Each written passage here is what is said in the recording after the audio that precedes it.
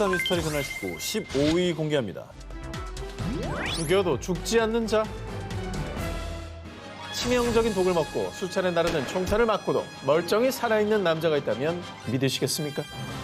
얘네 다이아드가 됐죠. 아이언맨인가요? 이거 다 영화 속 인물. 그러니까 영화 속 인물밖에 안 떠오르는데. 실제로? 실제 인물입니다. 제정 러시아 말기에 막강한 권력을 휘두른 그의 승, 그레고리 라스푸틴입니다. 아. 라스푸틴. 이 사람이 왜 죽어도 죽지 않는다고 하는 거예요? 수도승을 자처했던 라스푸틴은 당시 러시아 황제 니콜라스 2세의 아들인 황태자 알렉세이의 혈우병을 기도로 치료. 이 일을 계기로 황제와 황후의 무한 신임을 받았고요. 제정 러시아 정계의 비선 실세로 떠올랐습니다. 그 뭐 기도로 치료를 했다 이거는 뭐 사실 믿기 힘들고요. 그러니까 우연히 타이밍이 맞았다 타이밍이 정도로 맞은 해석을 거지. 해야 될 텐데. 나을 때도 난 거야. 신비로운 능력으로 제정 러시아를 주무른 라스푸틴. 그러자 그를 견제한 황실 측근들은 라스푸틴을 암살하기로 계획.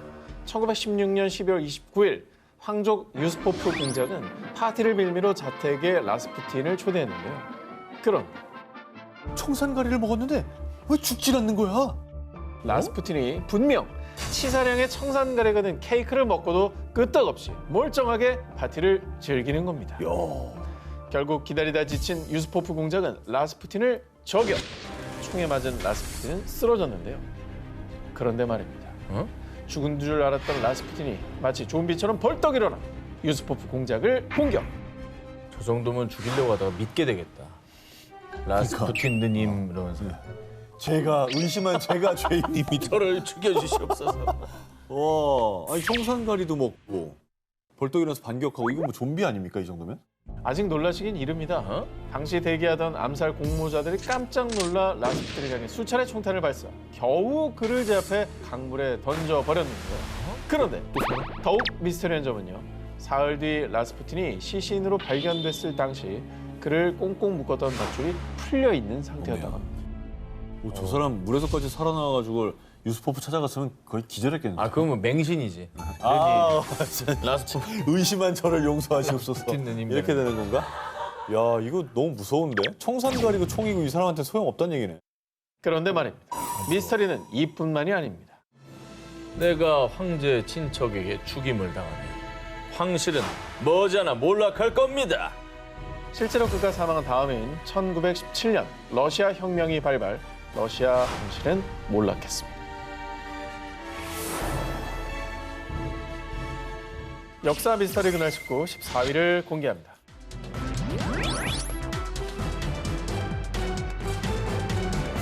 이번에 소개할 특종은 세계 8대 미스터리로 손꼽히는 책, 코덱스 기가스입니다. 이 책은 13세기 초 보헤미아의 베네딕트 수도원에서 만들어진 것으로 추정되는 책으로 사람이 손으로 직접 쓴 필사본입니다. 오, 진짜 정교하다. 캘리그라피의 원조격이네요. 저게 그러니까. 필사본, 저게. 컴퓨터로 찍어낸 것 같아. 그러니까 인쇄체 같아. 그런데 말입니다. 이 코덱스 기가스에 대해 말씀드리자면 높이 92cm, 폭 50cm, 두께 22cm에 무게는 자그마치 75kg, 320장의 방대한 분량을 자랑하는 중세 최대의 필사본인데도 불구하고요. 오탈자 제로. 그런데 놀라운 사실은 이 방대한 양의 책을 여러 사람이 아닌 오직 단 한 사람이 썼다는 겁니다. 와, 저 많은 거를. 그런데 더더욱 놀라운 사실은 이 엄청난 책이 단 하루 만에 완성됐다는 겁니다. 안 되는 소리 하고 있어. 에이, 사람이 쓸 수 있는 그 시간이 있는데 요즘 아니, 펜도 아니고 옛날에 그 뭐 일일이 딱 찍어 썼을 거 아니에요. 아니, 속기사도 힘들어. 저 큰 걸 저걸 어떻게 말도 안 써요? 되는 소리 하고 있어. 아이, 때려쳐. 아니, 말도 안 되는 소리 하고 있어. 청산가리 먹고 안 죽은 건 상식적이야 아, 그러면? 그건 뭐 잘못. 아이, 그걸 이렇게 옆에 뱉을 수 있잖아. 뱉었어 케이크를? 13세기 베네딕트 수도원의 수도승 헤르만은 규율을 어긴 죄로 끔찍한 형벌을 받게 됐다는데요. 그러자 제가 우리 수도원이 영원히 예찬받을 수 있도록 내일까지 엄청난 책을 만들겠습니다. 제발 형벌을 거두어 주십시오. 하지만 하룻밤 사이에 그런 책을 완성하는 건 사실상 불가능한 일이죠. 그런데 말입니다. 진짜 어떡하지? 책만 완성할 수 있다면 내 영혼이라도 팔고 싶다. 자네 그 말 진심인가? 내가 그 책을 완성시켜 줄 테니 나와 계약하지. 그리고 헤르만은 악마에게 감사의 의미로 책 577페이지의 증거를 남겨놨는데요. 바로 이 악마. 엥? 그래서 코덱스 기가스의 또 다른 이름이 악마의 성경입니다. 예, 내가 볼 때는 저 책의 신비감을 높이기 위해서 좀 만들어낸 얘기가 아닐까요? 스토리텔링이다. 그렇지. 그럼 하루 만에 쓴 것도 뻥이다. 마케팅이다. 아니, 저걸 파는 게 아니잖아요. 하루에 계약을 해서 쓴다는 것 말이 안 자체가 되지. 말이 안 되잖아. 자, 책의 탄생 과정도 너무나 미스터리하지만 또 하나 미스터리한 건 코덱스 기가스의 중간에 8페이지가 감쪽같이 사라졌다는 건데요. 누군가 이게 이제 필체가 달랐다거나 누가 도와줬구나. 함께 만들었다는 증거가 있는 것도 와줬네, 8장을. 제일 양 많은 8장 누구한테 맡겼네, 보니까. 와, 진짜 무지하게 안 믿는다 정말. 아우, 미치겠네. 계속 이어드리는 특종입니다. 미스터리 마니아들 사이에서도 여전히 풀리지 않는 아주 미스터리한 책입니다. 바로 보이니치 필사본입니다. 이 책은 들어보셨나요? 보이니치 필사본? 뭐 다양한 식물들이나 뭐 이런 게 그려진 책인 것 같은데. 역시 관찰력 좋아요. 식물 도감인가요? 여러 가지가 있죠.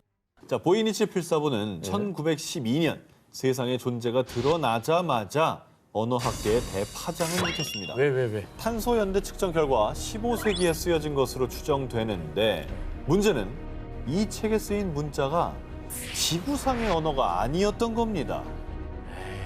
또 이 스토리 또 만든다, 또. 아니, 지구상의 언어가 아니라 암호였겠지. 자기네들 쓰는 남들 못 알아보게 하는 거. 그걸 외계어로 또 둔갑을 시켰네. 그러니까 우리가 아는 문자 중에 이게 없었다는 거잖아요.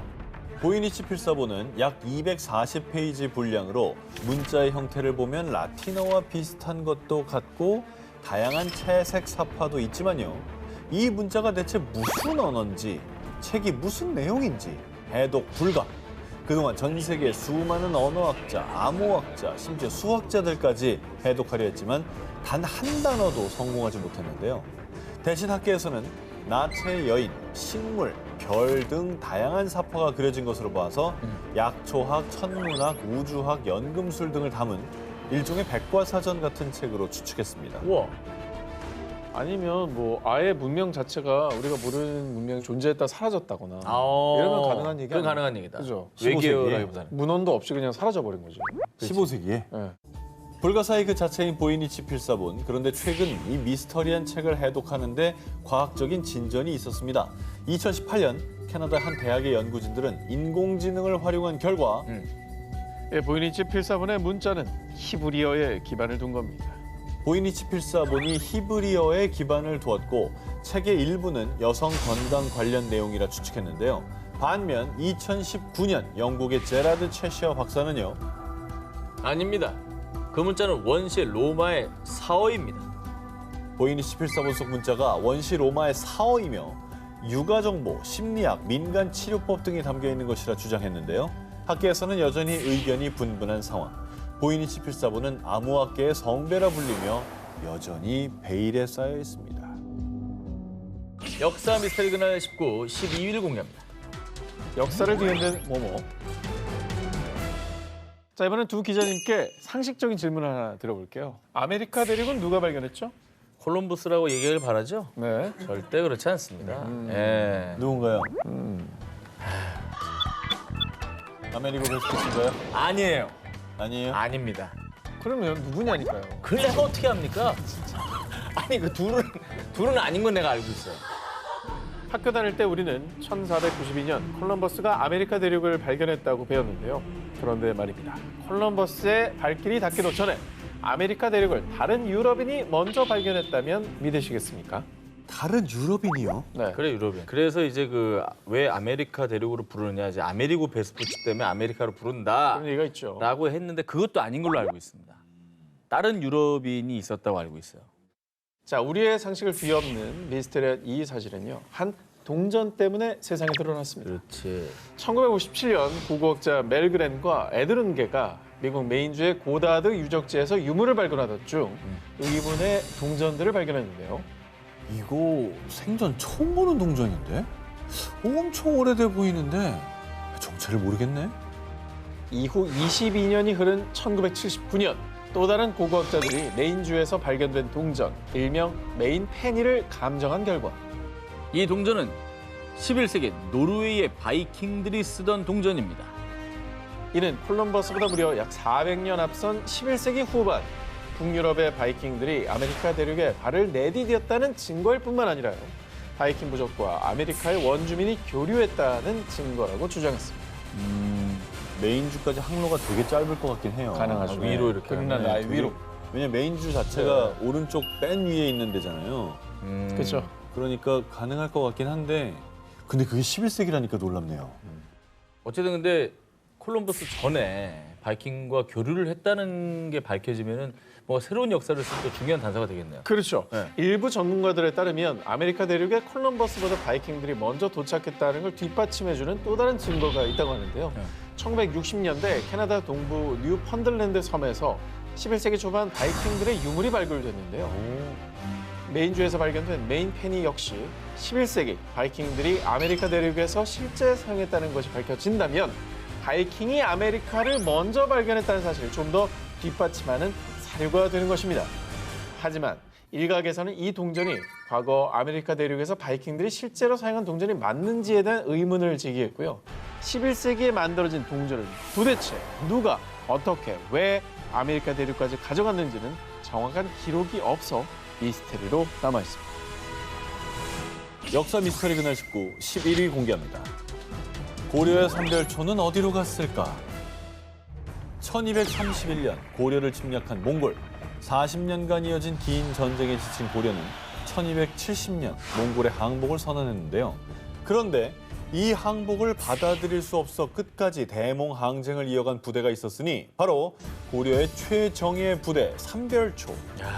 하지만 결국 여몽연합군의 엄청난 병력에 밀려 1273년 제주도에서 모두 섬멸. 그렇게 삼별초는 최후를 맞은 것으로 전해지고 있습니다. 저도 그 삼별초 유적지를 방문한 적이 있는데 그 제일 전 기억에 남는 게 그 저 멀리 바다에서 이제 여몽연합군이 올 거를 대비해가지고 성벽을 쌓았어요. 굉장히 튼튼해요. 그때 만든 건데도 이게 팍 쳐도 뭐 넘어가지도 않고 이게 팍 쳐도 뭐 넘어가지도 않고. 쳤어요? 유적지를 훼손했다는 건가요? 아니 네, 죄송한데 친 게 아니라 네네. 경찰에 신고해야 됩니까? 사람이 보면 모릅니까? 네. 헉 쳤다고 상상을 해봤는데 아하. 안 보통- 넘어갈 것 같다는 상상이 됐어요. 보통 그냥 보기에도 되게 튼튼해 보이더라. 이렇게 제가 정도 표현이 굉장히 짧네요. 표현이 무지하게 짧습니다.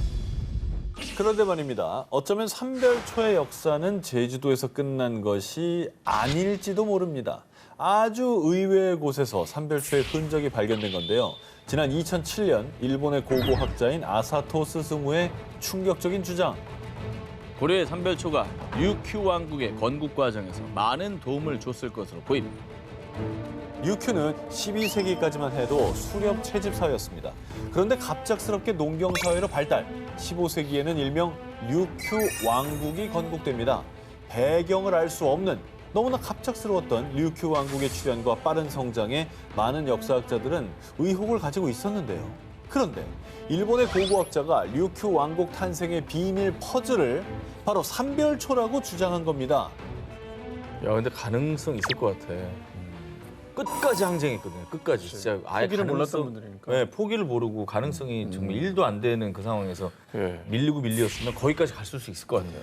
근데 이 증거가 중요하지 않습니까? 그렇죠. 삼별초가 넘어갔다라는 사료 같은 게 남아 있나요?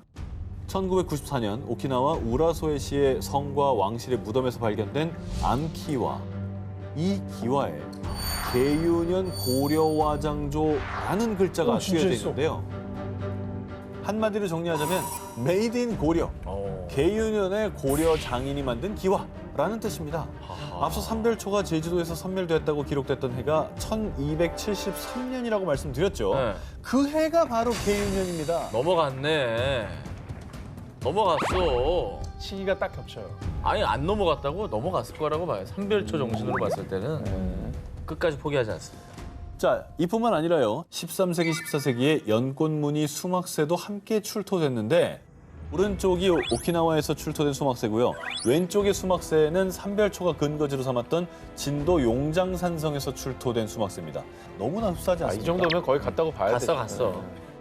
출토된 유물들을 통해서 삼별초가 제주도를 떠나 류큐 왕국 건국에 도움을 줬다는 것을 충분히 의심해 볼 만한 거죠. 과연 일본 오키나와에 삼별초의 혼이 살아 숨쉬고 있었던 걸까요? 역사 미스터리 그날 19 10위를 공개합니다.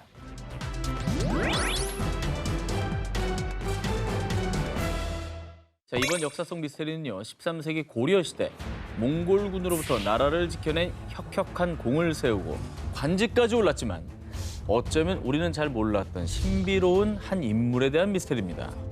자, 이분의 후손들 사진을 보여드릴게요. 베트남 남북부 문화탐방? 이게 베트남에서 넘어온 어떤 사람이 공을 세워서 그 후손들인가 보다. 그래서 고향을 찾아간 거예요. 맞나요? 사실 저희 외갓집이 그렇거든요. 어?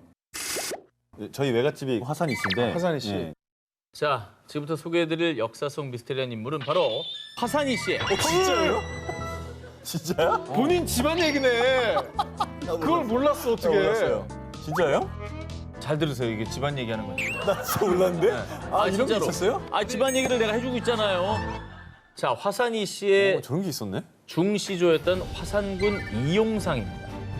그런데 너무나도 놀라운 그의 정체, 그는 사실 고려인이 아니라 베트남인이었습니다. 그것도 베트남 최초의 통일 왕조였던 리 왕조의 왕자 리롱덩이었습니다. 어떻게 보면 고려 시대 1세대 귀화인입니다. 할아버지 얘긴데 보니까. 저희 외가 쪽 할아버지. 와, 신기하다. 나도 신기하다. 나도 잘 몰랐던 들으세요, 얘기인데. 지금. 아 근데 많은 분들이 궁금해하실 것 같아요. 네네. 베트남인이 고려까지 와서 어떻게 화산이 씨의 중시조가 되고 또 관직에까지 올랐는지. 그러니까 그 저희 과정. 할아버지는 왜 오신 겁니까? 지금으로부터 약 800년 전 1225년 당시 안남국으로 불렸던 베트남의 쩐 왕조가 왕권을 찬탈하며 리 왕조 일가를 숙청. 리 왕조의 왕자 리롱덩은 가까스로 일행들과 배를 타고 송나라로 향했습니다. 자, 그런데 여기가 도대체 어디란 말이오? 왕자님, 아무래도 저희 고려에 온 것 같습니다. 고려 황해도 옹진반도 지역에 도착한 겁니다. 아, 그래서 저희 외가가 황해도인가요? 어머! 황해도요? 저희 외할아버지 외할머니가 사리원이랑 해준가 그래요. 이재용은 별명이 베트남 왕자입니다. 그래요? 네, 진짜오? 진짜오. 이 형이 쌀국수 좋아하는 이유가 있었는데. 쌀국수 좋아. 쌀국수 좋아하잖아. 맨날 쌀국수 먹자 그러고. 그리고 리롱덩 일행이 외국인임에도 고려인들에게 배척당하지 않았던 미스테리는 당시 고려의 상황을 이해하면 쉽게 풀립니다. 당시 고려는 무역항인 병란도를 통해서 송나라, 대식국 등 다양한 나라와 교류를 했기 때문에 외국인인 리롱덩 일행을 배척하지 않고 자연스럽게 자국민으로 받아들일 수 있었는데요. 그뿐 아니라 리롱덩 왕자는 한자에 능숙했기 때문에 다행히도 필담을 통해 고려인들과 소통을 할 수 있었고 무사히 고려에 정착할 수 있었다고 합니다. 전 베트남 왕자, 현 고려인이 된 그 역사의 한 페이지를 화려하게 장식하는 일이 있게 됩니다.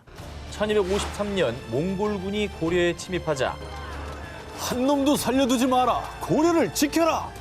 마을 수령 그리고 함께 정착한 안남국 사람들과 군대를 편성, 고려의 장수로 몽골군에게 맞서 고려 영토를 지켜냈는데요. 이에 고종은 그의 공을 인정해 그를 화산군으로 책봉했고요.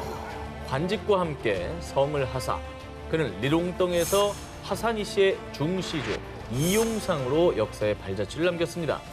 그리고 파란만장한 역사를 지나 약 800년 뒤 1995년 화산이 씨들의 베트남 방문을 시작으로 2018년에도 응웬 부뚜 주한 베트남 대사가 경북 영주시의 화산이 씨 집성촌 등을 방문하는 등 이용상의 후손들은 베트남과 한국으로 가며 교류하고 있습니다.